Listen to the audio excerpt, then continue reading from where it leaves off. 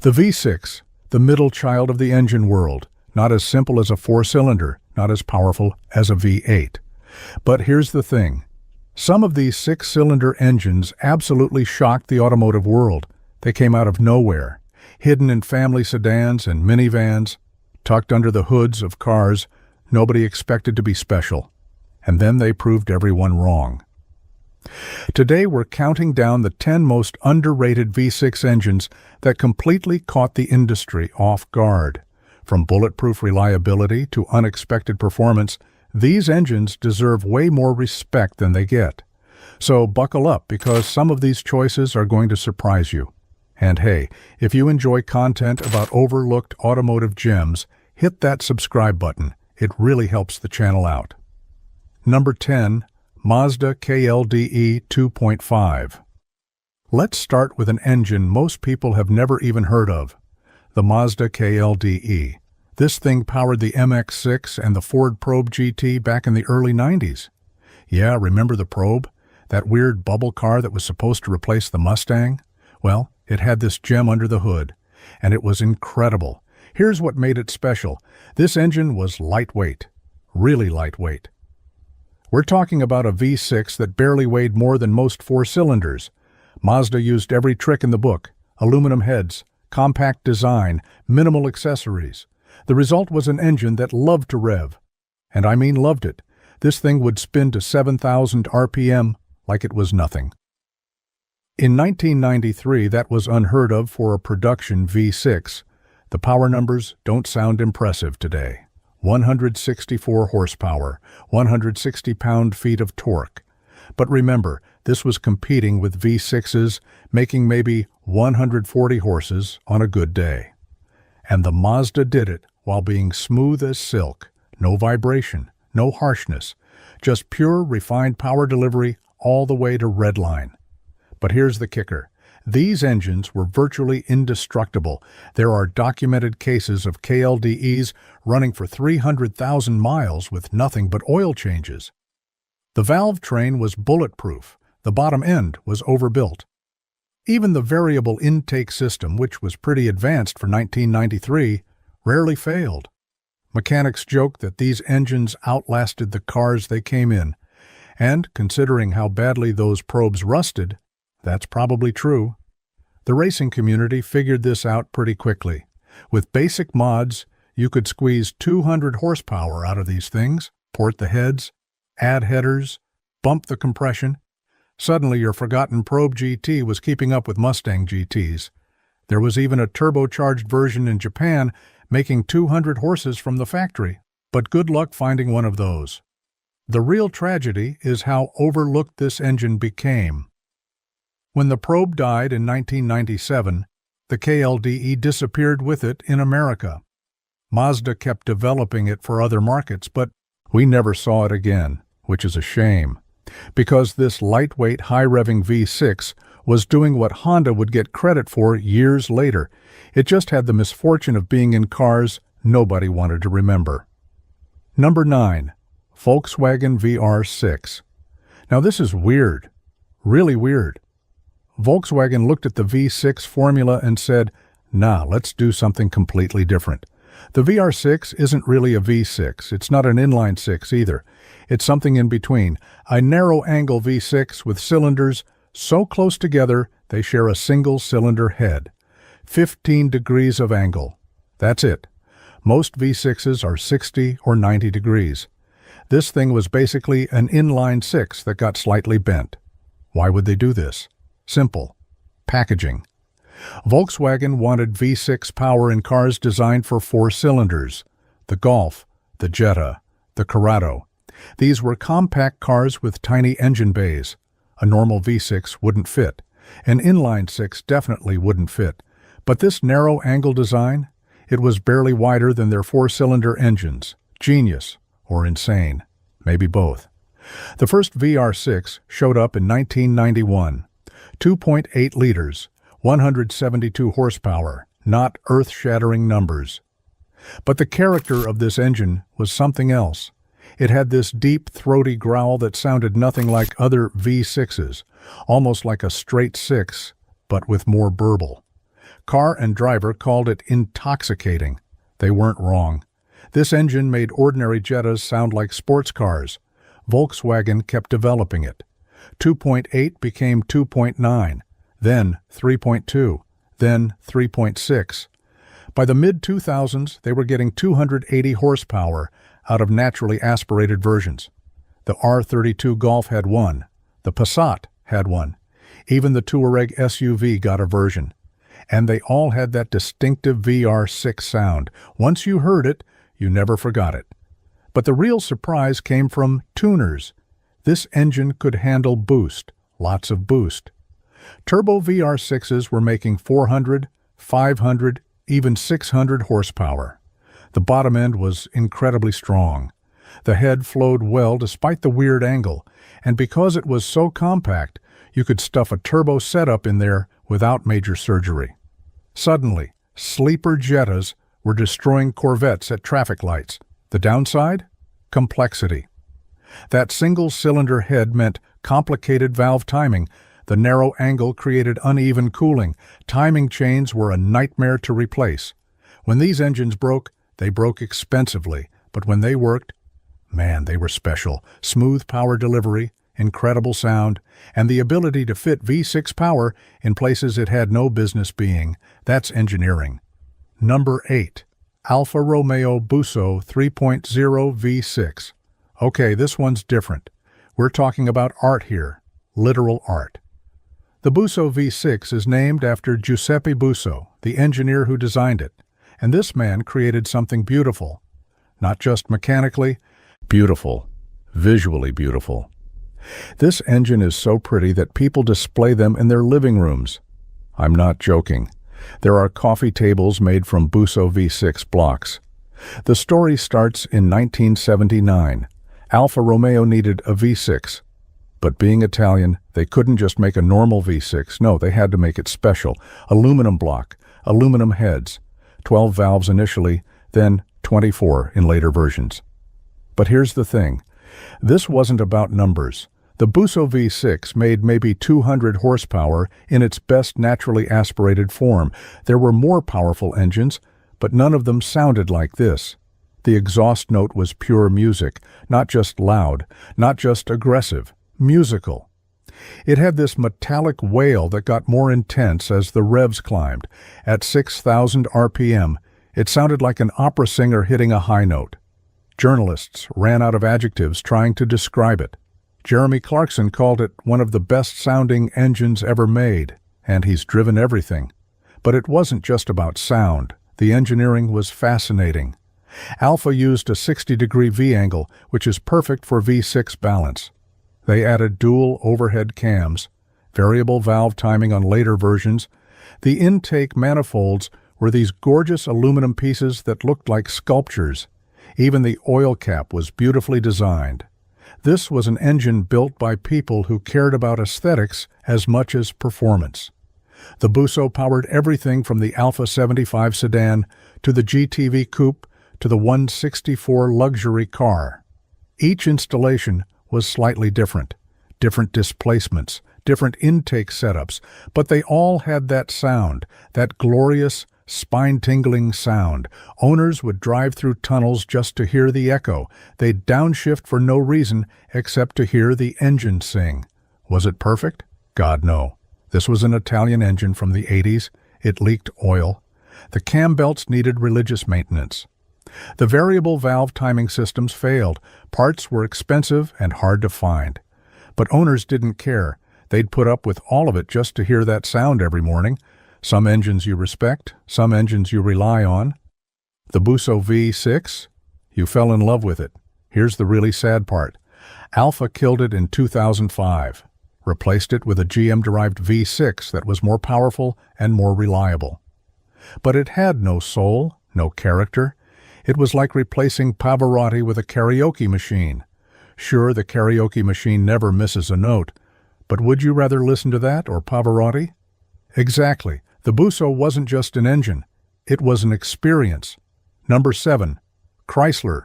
3.5-liter SOHC. Nobody respects Chrysler engines from the 90s. Nobody. They think of them as cheap, unreliable, and underpowered. But the 3.5 SOHC was different. This thing was a sleeper hit that powered some seriously underrated cars, the LH platform sedans, the Dodge Intrepid, the Chrysler 300M, the Eagle Vision. Remember the Eagle Vision? No? Well, that's part of why this engine gets no respect. Let's talk numbers. 214 horsepower in 1993. That was strong for a mainstream V6. By 1999, they were getting 253 horses out of the high-output version. The 300M Special got 255. These were Accord V6 numbers from a company everyone assumed couldn't build a decent engine. But Chrysler had actually done their homework. The design was clever. Single overhead cam instead of dual, which kept costs down, but still allowed good breathing. 4 valves per cylinder. Aluminum heads on an iron block. Nothing revolutionary, but everything was done right. The engine was smooth. It pulled hard from 2,000 RPM all the way to 6,000. And it had this surprising top-end punch that caught a lot of people off guard. Here's what nobody talks about. These engines were tough. Really tough. The bottom end was overbuilt, the timing chain was beefy, the cooling system was well designed. With basic maintenance, these things would run for 200,000 miles easy. Some hit 300,000. In taxis, in police cars, in applications where they got absolutely beaten on and they just kept going. The 300M was where this engine really shined, Chrysler's attempt at a sports sedan. And you know what? It actually worked. The 3.5 pulled that heavy car to 60 in 7 seconds. Not bad for 1999. The exhaust note was pretty good too, deep and smooth with a nice growl when you got on it. It wasn't a BMW, but it wasn't trying to be. It was an American interpretation of a sports sedan. And the engine was a big part of why it worked. The tuning potential was surprising too. These engines responded well to basic mods, cold air intake, exhaust, maybe a mild cam. Suddenly you had 280 horsepower. Some guys were getting 300 with more aggressive setups. And because nobody valued these cars, you could build a sleeper for cheap. A 300M with some engine work would surprise a lot of supposedly faster cars. The problem was image. Chrysler in the 90s meant cheap interiors and questionable reliability. Even though this engine was actually solid, nobody wanted to believe it.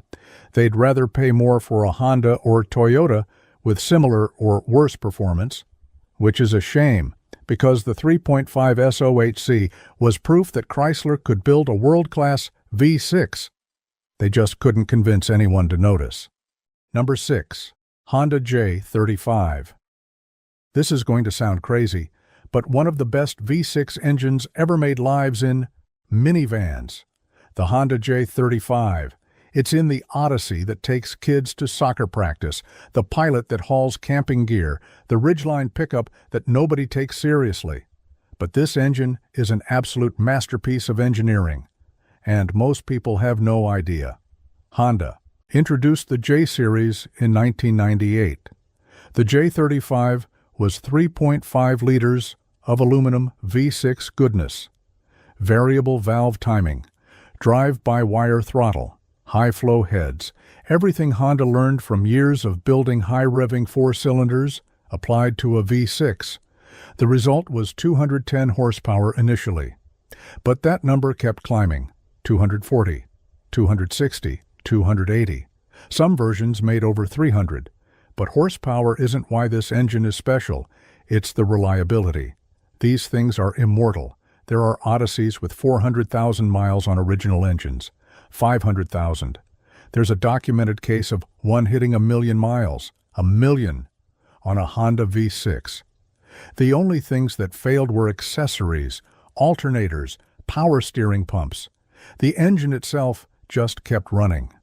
The secret was Honda's obsession with precision. The tolerances were incredibly tight. The materials were top quality. The cooling system was over-engineered. The oiling system was bulletproof. They even designed the variable valve timing system to fail safe. If it broke, the engine would still run. Maybe not as well, but it would get you home. That's thoughtful engineering. Performance guys discovered something interesting. These engines loved boost. The bottom end could handle it. The heads flowed well. The cooling system had overhead. Turbocharged J35s were making 500, 600 horsepower. In minivans, there are Odysseys running 10-second quarter miles. Think about that. A family hauler running faster times than a Hellcat. All thanks to this overlooked engine. The sound wasn't bad either. With the right exhaust, a J35 had this smooth, refined growl. Not as aggressive as a VQ, not as musical as a Busso, but pleasant, sophisticated.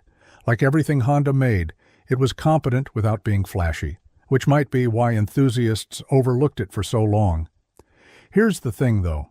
This engine is everywhere. Accord V6s, Acura TLs, MDXs, RDXs. Even some Saturn Views had a version. Honda built millions of them. And they're all good, every single variant. From the base 200-horse version to the 300-plus horsepower Type S motors. They all share that same bulletproof reliability and smooth power delivery.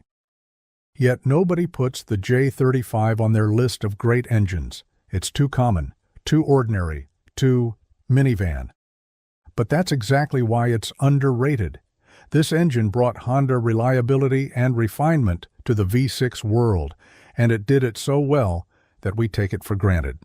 Number 5. Ford 3.5-liter EcoBoost. Truck guys hated this engine, hated it.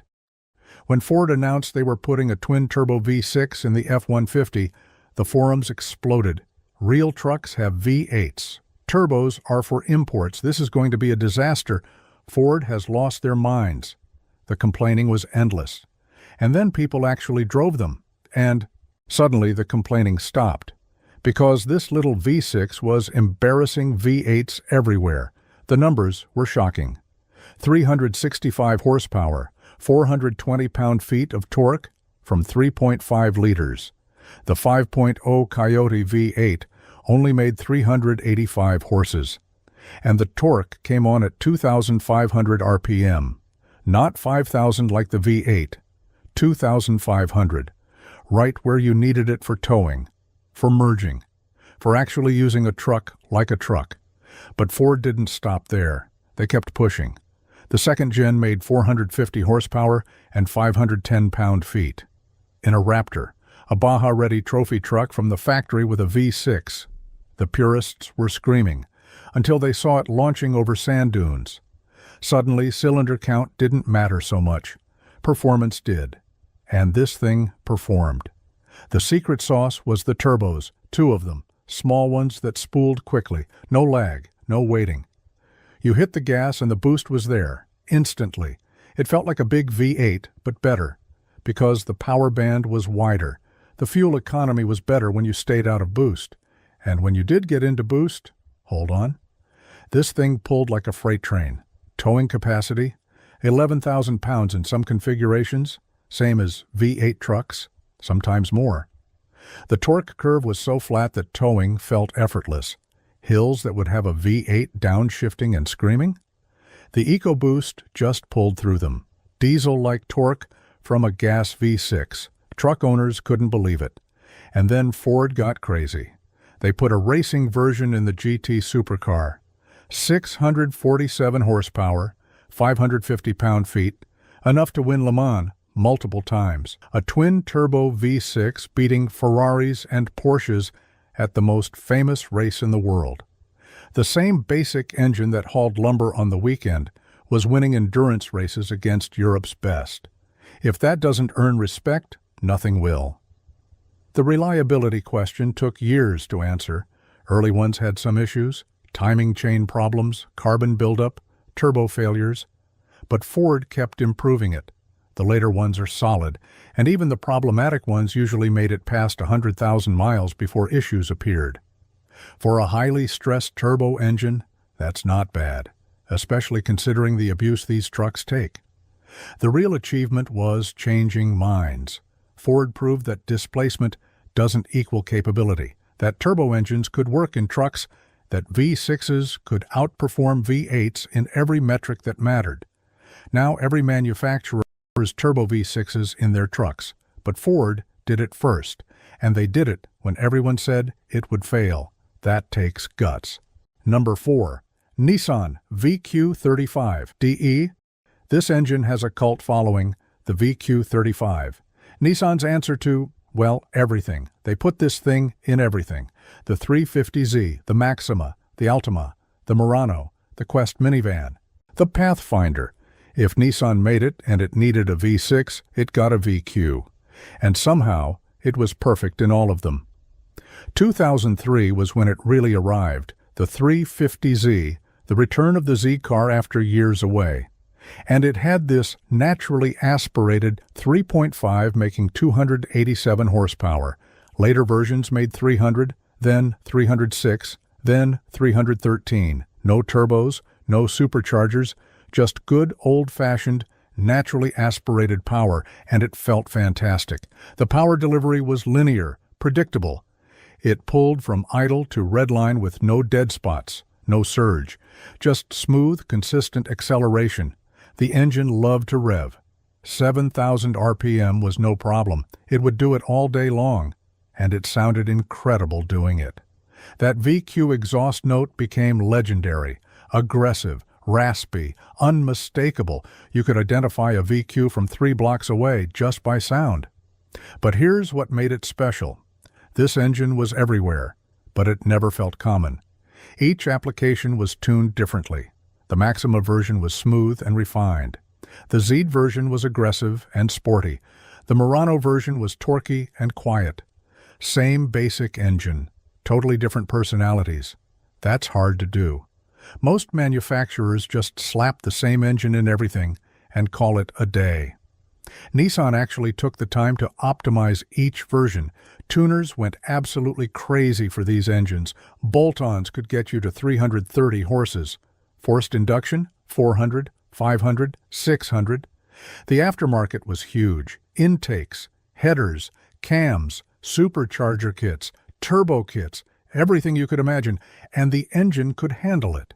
The internals were strong, the cooling was adequate. The transmission behind it was usually the weak link, not the engine.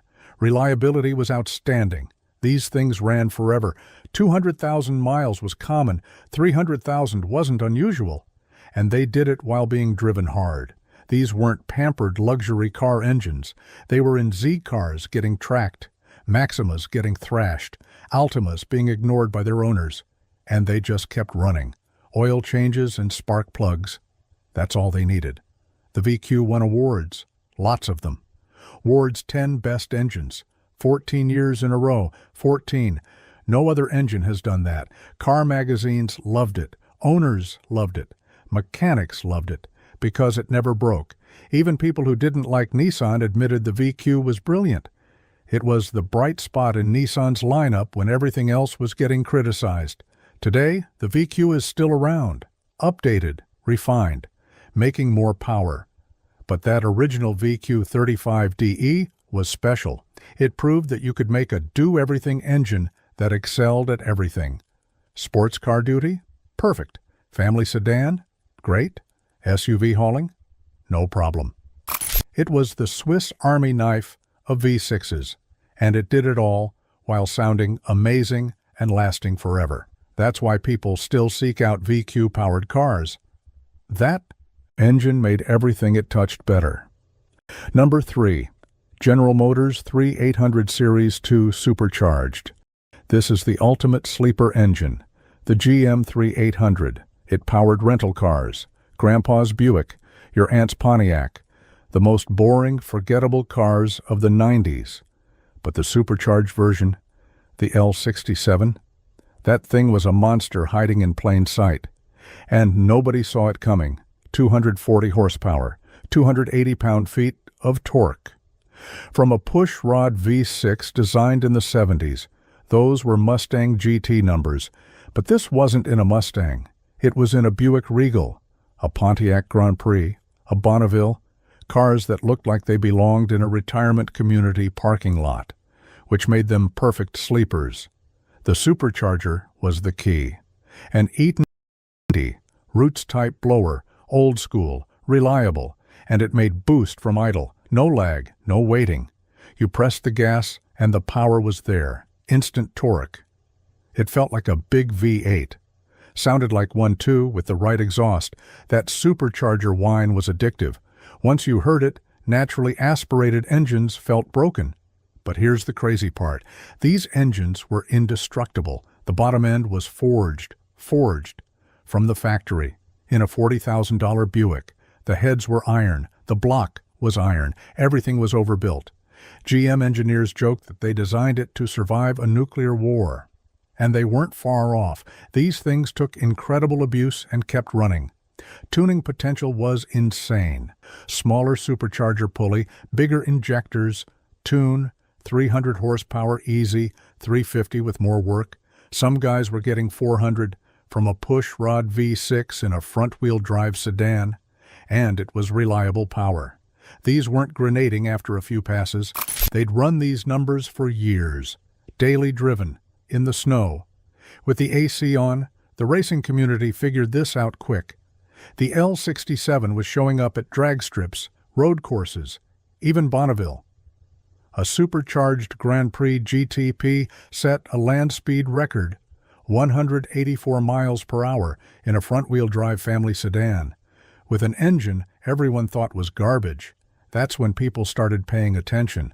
The modding scene was huge but underground. Forums full of guys sharing secrets.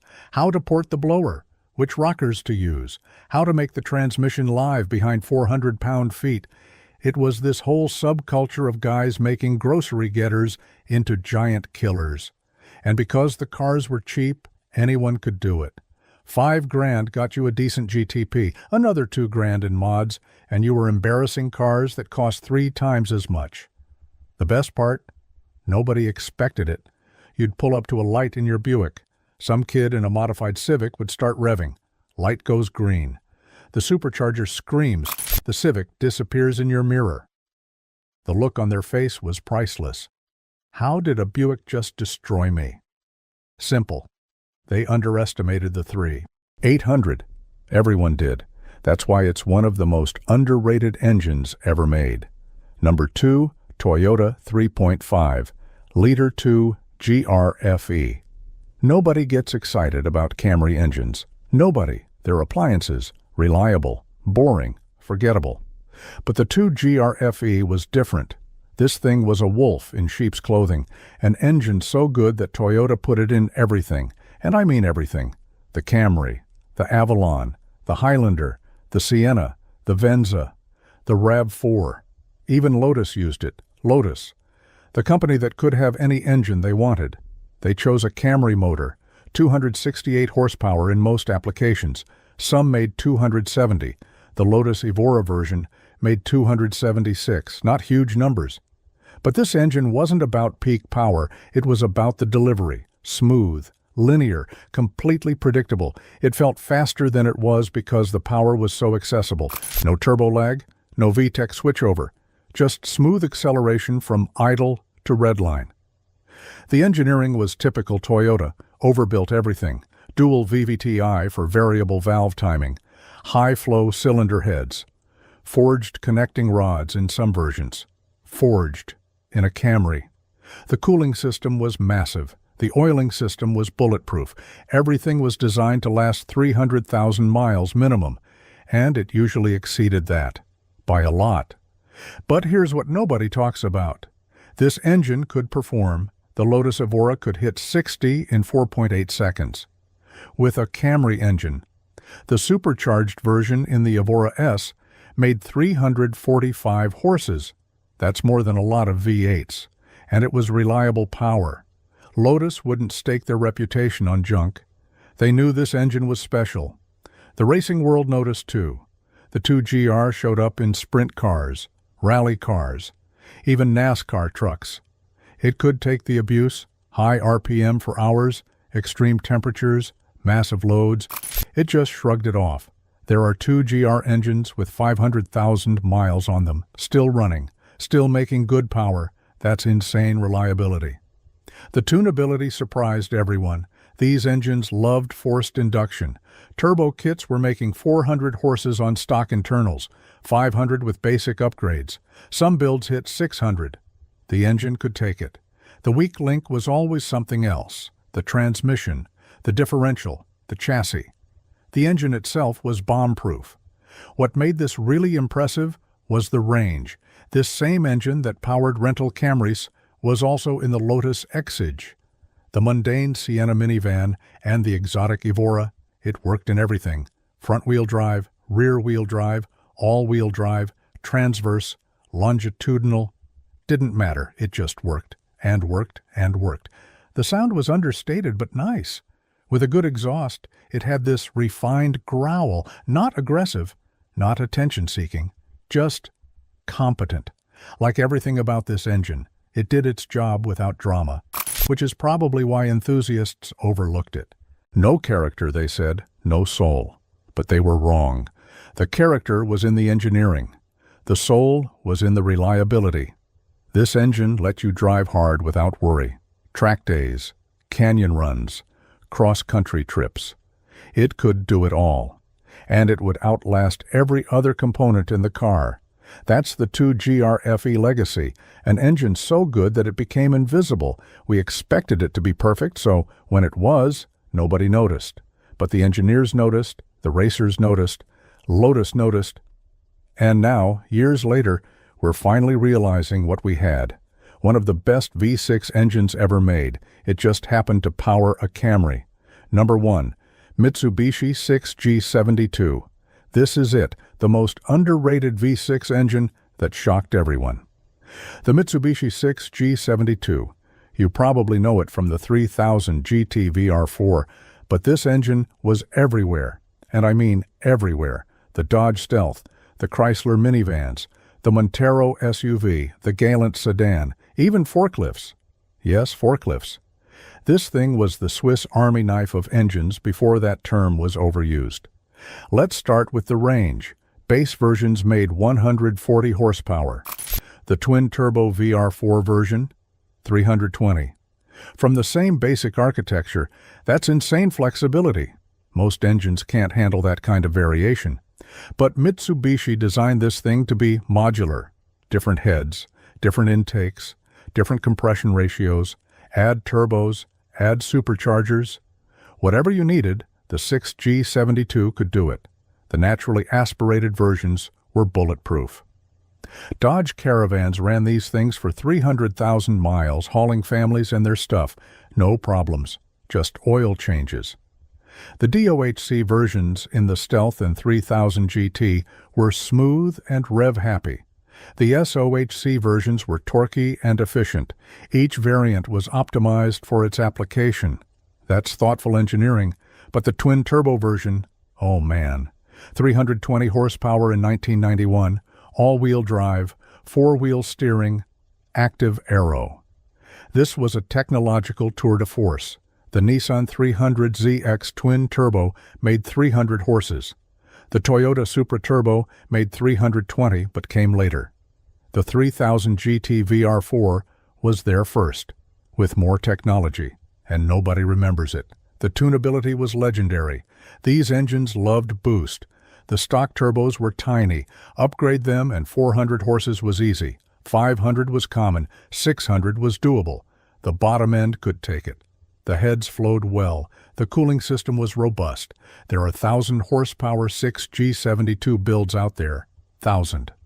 From an engine that also powered minivans. Here's what's really crazy.